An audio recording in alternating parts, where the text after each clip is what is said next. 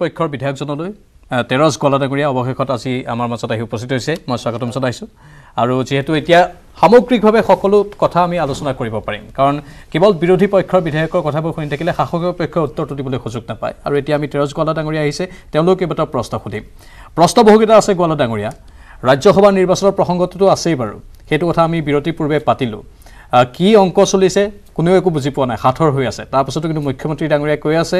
যে বিজেপিয়ে দুয়োখন আসনেই লাভ কৰিবলৈ সক্ষম হ'ব কেনে ধৰণৰ অংক বাৰু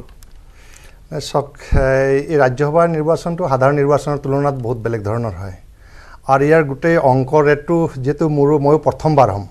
গতিকে এতিয়া মাননীয় মুখ্যমন্ত্ৰী ডাঙৰীয়া আমাৰ পাৰ্টিৰ সভাপতি আৰু আমাৰ মিত্ৰজোঁটৰ নেতৃবৃন্দই গোটেই অংকবিলাক কৰি আছে আৰু ইতিমধ্যে মুখ্যমন্ত্ৰী আমি এটাৰ চৰ্চত গম পাইছোঁ যে আমাৰ দলৰ চৰ্চত গম পাইছোঁ যে আমি দুয়োটা জিকিম এতিয়া জিকা অংকটো যদি সোধা হয় তেতিয়া মই নাজানিম কাৰণ এই অংকটো মই নাজানো আৰু মই যিটো ফাৰ্ষ্ট টাইম ৰাজ্যসভা নিৰ্বাচনত ভোটটো দিম সেইকাৰণে মই ভাবোঁ ডেফিনেটলি কিবা এটা হিচাপ নিকাচ হৈছে আৰু মাননীয় মুখ্যমন্ত্ৰী ডাঙৰীয়া এইকাৰণে ভাবোঁ যে দুয়োটা জিকাৰ এটা ইংগিত দিছে যাৰ কাৰণে যোৱাবাৰ আমি যিহেতু চিলেকশ্যনত গুচি গ'লোঁ কিন্তু এইবাৰ আমি ইলেকশ্যনত আহিছোঁ আৰু এই কনফিডেন্সটো আছে বা এই হিচাপটো আছে আৰু মই ভাবোঁ ইতিমধ্যে আমাৰ পীযুষ হাজৰিকাকে ধৰি আমাৰ অতুল বৰা আমাৰ এই ইউপিপিএলৰ প্ৰেচিডেণ্ট সবেই কথাখিনি পাতিছে আৰু মোৰ বিশ্বাস যে আমি দুটা আসন জিকিম পোনপটীয়াকৈ মানে এইটো ক'বলৈ গ'লে মাষ্টাৰ মাইণ্ডৰ খেল হিচাপে এতিয়া পৰিগণিত হৈছে স্বাভাৱিকতে এইটোতো হিচাপত হয় এইটো জেনেৰেল ইলেকশ্যনৰ নিচিনা নহয় যে এটা ষ্টাম্প মাৰি দিলে তেওঁ ভোট পাব ইয়াত কিবা ফাৰ্ষ্ট চইচ ছেকেণ্ড চইচ এনেকৈ কিবা ব্যৱস্থা আছে তাৰ ওপৰতো এইটো কিবা হিচাপ হ'ব নাম্বাৰিং দুইখন আসনত যদি আপোনালোকে জিকিবলৈ হয় তেনেহ'লে গণতন্ত্ৰক হত্যা কৰি জিকিব লাগিব এই কথা সেই অভিযোগ বিৰোধী কৰিছে চব গণতন্ত্ৰ হত্যা আৰু কোনে কৰে এতিয়া মই দেখিলোঁ আমাৰ ৰফিকুল দা আছে নুলদা আছে কালি বিধানসভাত যিধৰণে হ'ল তো মই ভাবোঁ বিধায়কসকল আমাক ৰাইজে পঠিয়াইছে আমি ৰাইজৰ আস্থা বিশ্বাস লৈ কাম কৰিব লাগে ইয়াত যে বিধানসভাৰ মজিয়াত যেনেকৈ গণতন্ত্ৰ ৰক্ষা কৰা কিবা কিবিবিলাক আহি গৈছে মই ভাবোঁ এনেকৈ কথা নাই গণতন্ত্ৰটো মই কাক ভোট দিম এইটো মোৰ গণতন্ত্ৰৰ অধিকাৰ সাংবিধানিক অধিকাৰ গতিকে সেইটো মোৰ অধিকাৰটোতো মোকো কোনো খৰ্ব কৰিব নোৱাৰে আৰু স্বাভাৱিকতে মই দলত আছোঁ দলৰ নিৰ্দেশনাটোৱে মই মাতিম গতিকে দলৰ এগৰাকী বিধায়ক হিচাপে কাৰণ দলে প্ৰাৰ্থিত্ব দিলে যাৰ কাৰণে মই বিধায়ক হ'লোঁ ৰাইজে ভোট দিলে ৰাইজৰ আৱেগ অনুভূতি ৰাইজৰ আস্থা বিশ্বাস আৰু মোৰ দলৰ নীতি নিৰ্দেশনা গোটেইখিনি স্বাভাৱিকতে মই অগ্ৰাধিকাৰ দি মই ভোট দিম গতিকে মোৰ হিচাপ মই ভাবোঁ যে দুটা আসন আমি ভাৰতীয় জনতা পাৰ্টি মিত্ৰজোঁটে আমি জিকিম মই ৰফিকুল ইছলাম ডাঙৰীয়াক এই কথাটোৱে সুধিব বিচাৰিছোঁ যে ইয়াত এণ্টি ডিফেকশ্যন লৰ কথা বা আন কেতবোৰ কথা কেনেধৰণে আহিবলৈ পালে মানে আমি যদি কওঁ যে ভোট হৈছে আৰু সেইমতে যিকোনো তেওঁ তেৰজ গলাডাঙৰীয়া কোৱাৰ ধৰণে বিধায়কে নিজৰ মত প্ৰকাশ কৰিব পাৰে যদি কিবা ব্যৱস্থা থাকিলেহেঁতেন শাসকীয় পক্ষৰ বা বিৰোধী পক্ষৰ বিধায়কৰ সংখ্যা হিচাপত চাব গ'লে তেনেহ'লে বিধায়ক গণি আছিল তেওঁক জয়ী হিচাপে ক'ব পাৰিলেহেঁতেন কিন্তু এতিয়া ভোট হৈছে ভোট মানে তেওঁতো নিজৰ মত প্ৰকাশ কৰিব একোজন বিধায়কে তাত মতটো বিৰোধীও হ'ব মানে বেলেগো হ'ব পাৰে প্ৰাঞ্জল আপুনি যি প্ৰশ্ন সুধিছে হয় বিধায়কসকল নিজৰ মত প্ৰকাশ কৰাৰ নামে ভোট এইটো ছেক্ৰেট ভোট হয় আপোনালোকে জানে কিন্তু মই AIUDFৰ বিধায়ক AIUDFৰ ভোটাৰ সমৰ্থকসকলে মোক ভোট দি তেখেতসকলে মোক জিকাইছে মোৰ ভোট আজি 1,56,000 ভোট পাই মই বিধানসভাৰ সদস্য হৈছোঁ কোনসকল ব্যক্তি যিসকল ব্যক্তি AIUDF ভাল পায় AIUDFক ছাপোৰ্ট কৰে AIUDFক ভোট দিয়ে সেই সকলৰ ভোটৰ দ্বাৰাই মোৰ ভোটৰ মূল্য গতিকে মই ভাবোঁ সেই লাখ AIUDF কৰা বা লাখ কোটি কংগ্ৰেছ কৰা জনতা বা CPMৰ কেণ্ডিডেটজনক CPMৰ সমৰ্থকসকলে জিকাইছে ৰাইজৰ দলৰ সমৰ্থকসকলে ভোটাৰসকলে ৰাইজৰ দলৰ কেণ্ডিডেটজনক জিকাইছে সেই সকলৰ ভোট আমাৰ বুলিলে কি সেই সকলৰ প্ৰতিনিধিত্ব আমি কৰিছোঁ গতিকে সেই জনতা সেই সকলৰ হৈ যিজন আমাৰ কেণ্ডিডেট সেইজনৰ পক্ষত মই ভোট নিদিয়াটো মই ভাবোঁ এইটোতো সাংবিধানিকভাৱে এইটো উচিত নহয় নৈতিকভাৱে এইটো উচিত নহয় কাৰণ যিসকলৰ ভোট লৈ মই আহিছোঁ সেই সকলৰ কেণ্ডিডেটজনক ভোট মই নিদি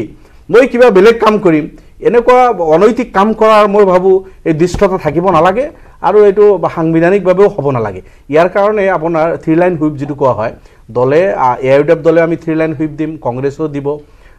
3 লাইন হুইপৰ অৰ্থ হ'ল যে বিধায়কসকল উপস্থিত হ'ব লাগিব ভোট দিব লাগিব আৰু ভোট শ্ব' কৰিব লাগিব দেখাব লাগিব কাক ভোট দি আছে গতিকে মই ভাবোঁ কংগ্ৰেছ আৰু AIUDF CPMৰো তেখেতসকলেও দিব পাৰিব আপোনাৰ এজেণ্ট তেখেতসকলৰ দলৰ ফালৰ পৰা তো এই ভোট আমি শ্ব' কৰি দিম আৰু যিসকলে আমাক নিৰ্বাচিত কৰি বিধানসভাত পঠাইছে সেইসকলৰ মনোনীত যিজন কেণ্ডিডেট সেইজন কেণ্ডিডেটক ভোট দিয়া আমাৰ দায়িত্ব হ'ব কংগ্ৰেছে কৈছে যে কোনোবা যদি বিধায়ক অসুস্থ হৈ থাকে সেইদিনাখন চেলাইন দি হ'লেও উঠাই আনিম এতিয়া মই আপোনালোকৰ বিধায়ক সিৰাজউদ্দিন আজমল তেওঁ বাহিৰত আছে নেকি মই যদি ভুল কৰা নাই তেখেতে আহিছিল বিধানসভাত আছিল এই তেখেতে 2 দিনৰ কাৰণে গৈছে আকৌ কালিৰ পৰা তেখেতে উপস্থিত হ'ব ডিআৰসি মিটিং আছে নিশ্চিতনে তেওঁ আহিব হয় নিশ্চিত আপুনি চাব ভোট 31 তাৰিখত আছে কালি হল আপোনাৰ 23 তাৰিখ 24 তাৰিখে আপুনি তেখেতক গুৱাহাটী পাব আপোনালোকে যাব লগ পাব তেখেতে 24 তাৰিখৰ পৰা তেখেতে একেবাৰে 30 তাৰিখে ভোট আছে আমাৰ ভোট দি যাব সিৰাজউদ্দিন আজমল 2000% উপস্থিত থাকিব তেখেতে 24 তাৰিখে আহি যাব গতিকে হেতুলৈ সংকিত হ'ব নালাগে ভয় কোনো খাব নালাগে এআইডিএফৰ 15 জন কংগ্ৰেছৰ 27 জন আৰু আপোনাৰ সিপিএমৰ এজন ৰাইজৰ দলৰ এজন গটেইখিনি মানুহ আমাৰ আছে হয় কংগ্ৰেছৰ সাসপেন্ডেড এজন বিধায়কে কৈছে মই অসুস্থ হ'ব পাৰো এটা মাননীয় বিধায়ক সাহেব মুখ্যমন্ত্ৰী ডাঙৰীয়া তেখেতৰ ঘৰত গৈছে আকৌ তেখেত অসুস্থ হৈ যাব পাৰে তেখেতে নিজে মুখে কৈ আছে সেইজন আমি আশা কৰিম যে তেখেতক কংগ্ৰেছৰ সাপোৰ্টাৰ ভোটাৰ সকলে ভোট দি তেখেতক নিৰ্বাচিত কৰিছে যদি তেখেতৰ ভাল নালাগে এই সকলৰ তেখেতে ৰিজাইন দিব পাৰে বিফৰ ইলেকশ্যন তেখেতে ৰিজাইন দিয়ক শশীকান্তৰ কথা মই কৈছো আৰু যদি হেতু নহয় নৈতিক দায়িত্ব তেখেতৰ যে কংগ্ৰেছে মনোনীত কৰা এআইডিএফে মনোনীত কৰা বিৰোধী মনোনীত কৰা যেজন ক্যান্ডিডেট হেজনৰ পক্ষ থেকে ভোট দিয়ক আৰু হেতু যদি তেখেতে নকৰে এন্টি ডিফেকশন ল পৰিব তেখেতে কিন্তু মই নুৰুল হুদা ডাঙৰীয়া খুদিছো সেই কথাটো আৰু হেজন দুগৰাকী খুদিছো অধ্যক্ষ কিয় ক'লে তেনেহলে এই আইনখন এতিয়া সলনি হৈছে 1985 চনত এখন প্ৰণয়ন কৰা হৈছিল এন্টি ডিফেকশন ল এতিয়া সলনি সঁচাকৈ হৈছে নেকি আৰু যদি হোৱা নাই অধ্যক্ষ কিয় ক'লে আৰু অধ্যক্ষৰ এই বক্তব্যৰ বিৰুদ্ধে আপোনালোকে নিৰ্বাচন আয়োগৰ কাকচপা কথাও হয়তো কৈছে মোৰ তেনেকুৱা শুনা যেন লাগিল কালি হয় অধ্যক্ষ ডাঙৰীয়াই এইটো নিজৰ খেল খুচিবতে কথাটো কৈছে আৰু যাৰ কাৰণে যোৱাকালি আমি সদনত গণতন্ত্ৰ ৰক্ষাৰ স্লোগান দিব লগা হৈছে গণতন্ত্ৰৰ প্ৰতি ভাবুকি আহিছে আজি গণতান্ত্ৰিকভাৱে আমি জনসাধাৰণে আমাক নিৰ্বাচিত কৰি পঠিয়াইছে মোক কংগ্ৰেছ দলৰ সমৰ্থকসকলে ভোট দি মোক পঠাইছে এটা দলীয় সিদ্ধান্তটো মই মানি চলিব লাগিব আৰু দলৰ সিদ্ধান্ত যেটো হ'ব সেইটো মোৰ সিদ্ধান্ত হ'ব আৰু সেইমতে আমাৰ বিৰোধী পক্ষই ঐক্যবদ্ধ হৈ এজন প্ৰাৰ্থী মনোনীত কৰিছে আৰু সেই প্ৰাৰ্থীজনক মই ভোটটো দিব লাগিব আৰু মই ভোটটো দিম কিন্তু ইয়াত দেখা গৈছে যে আমাৰ ভোটৰ সংখ্যা যেটো আমাৰ বিৰোধী পক্ষত ভোট আছিল 44 জন এজন সাসপেন্ড হোৱাৰ কাৰণে তেওঁ হয়তো মুখ্যমন্ত্ৰী মহোদয় তেওঁৰ ঘৰত গৈ যেতিয়া ক'লে তেতিয়া তেওঁ বিজেপিক ভোট দিয়াৰ কথাটো কৈছে সংবাদ মাধ্যমত গতিকে সেইটো আমাৰ দলীয় পৰ্যায়ত গৈ তেওঁৰ ওপৰত ব্যৱস্থা লোৱা হ'ব কিন্তু বাকি 43 জন আছে আমাৰ 43 জন গতিকে আমাৰ যেহেতু 42টা ভোট হলে আমাৰ হয় গতিকে 43টা আছে গতিকে যোৱা পিৰিয়ডত যেতিয়া আমাৰ ৰাজ্যসভাৰ নিৰ্বাচন হৈছিল সেই সময়ত কিন্তু অজিত ভূঞাক আমি বিৰোধী দলে ঐক্যবদ্ধভাৱে প্ৰাৰ্থী দিছিল আৰু সেই সময়ত গণতান্ত্ৰিক পৰম্পৰা ৰক্ষা কৰি হাত পক্ষই কিন্তু এটাতেই প্ৰাৰ্থীত্ব দিছিলে দ্বিতীয় পদটোত প্ৰাৰ্থীত্ব দিয়া নাছিলে যাৰ কাৰণে আমাৰ প্ৰাৰ্থীজন বিনা প্ৰতিদ্বন্দ্বিতা মানে মই বুজিছো মই সেইখিনি কথা বুজিছো কিন্তু মোৰ পোনপটীয়া কথাটো হ'ল প্ৰশ্নটো হ'ল যে যদিও শাসকীয় পক্ষৰ তৰফৰ পৰা বা অধ্যক্ষই কৈছে যে কোনো ধৰণৰ বিধায়ক পদ খাৰিজ নহয় কিন্তু পোনপটীয়া কথা হ'ল যে বিধায়ক পদ খাৰিজ হ'ব সেইটো আপোনালোকে ক'ব বিচাৰিছে সেইটো বিধায়ক পদ খাৰিজ হ'ব নাই মই সেই আইনটো ইমান নাজানো কিন্তু এটা কথা ঠিক শশীকান্ত ইতিমধ্যে কৈছে যে ভাৰতীয় জনতা পাৰ্টি মিত্ৰজোঁটৰ প্ৰাৰ্থীক ৰাজ্যসভাত ভোট দিম আৰু ডেফিনেটলি তেওঁ দায়িত্ব সহকাৰে কৈছে আৰু গোটেই ব্যৱস্থাটো তেওঁ জনাৰ কাৰণে কৈছে মুখ্যমন্ত্ৰী তেওঁৰ ঘৰলৈ সোমোৱাটো এটা বেলেগ কথা এইটো সজ্জনতা মুখ্যমন্ত্ৰী ডাঙৰীয়া যোৱাকালি আজি এছেম্বলিত আজি নে কালি এটা ষ্টেটমেণ্টো দিছে যে বিধায়কৰ ঘৰত সোমোৱাটো যদি মোৰ কিবা কুৱেশ্যন কৰিব লগা হয় তেতিয়াহ'লে মই নোসোমাওঁ আৰু এইটোতো বৰ ডাঙৰ কথা গতিকে মুখ্যমন্ত্ৰী আমাৰ মুখ্যমন্ত্ৰী 125 জন বিধায়কৰ মুখ্যমন্ত্ৰী গতিকে মই ভাবোঁ মুখ্যমন্ত্ৰী শশীৰ ঘৰত সোমাইছে আৰু শশী ইতিমধ্যেই ভাৰতীয় জনতা পাৰ্টিক ভোট দিম বুলি কৈছে মই ভাবোঁ আৰু আছে যাৰ কাৰণে আমাৰ মিত্ৰজোঁটে